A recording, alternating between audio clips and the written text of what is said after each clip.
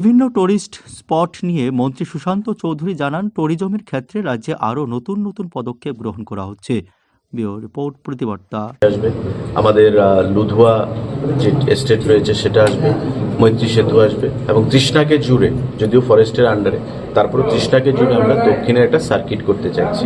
Similar আমরা গোমতী জেলার একটা সার্কিট করব, যেমন আমাদের ছবিমোড়া, নারকেলকুঞ্জ, প্রায় 97,70,00,000 টাকা আমাদেরকে প্রদান করা হয়েছে 51 শক্তিপীঠ তৈরি করার জন্য বন্দোয়ারে। সেটা আমাদের কাজ আগামী 2-3 দিনের মধ্যে টেন্ডার হবে।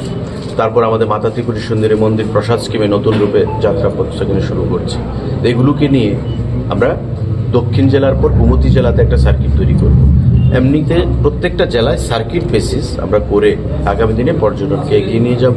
এবং আপনার যেটা প্রশ্ন যে প্যাগোডাটা নিয়ে, মহামণি প্যাগোডা, সেটা আমাদের স্পিরিচুয়াল ট্যুরিজমের চিন্তাধারায় রয়েছে এবং সেটাকে নিয়ে আমরা সার্কিট তৈরি করব।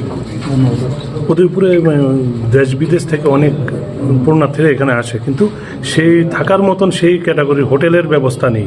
আপনারা ওদেরকে থাকার জন্য কোনো ওইখানে থাকবে, যারা পুজো দিতে আসে ওই উদয়পুরে রাত্রি যাপন করতে যায়, ভালো হোটেল না থাকে আগরতলা আসতে হয়, ওই সেরকম কোনো ব্যবস্থা করবে? দেখুন না, উদয়পুর একটা জেলার হেডকোয়ার্টার এবং আগরতলা, ধর্মনগর, উদয়পুর এগুলি হচ্ছে আমাদের প্রসিদ্ধ মানে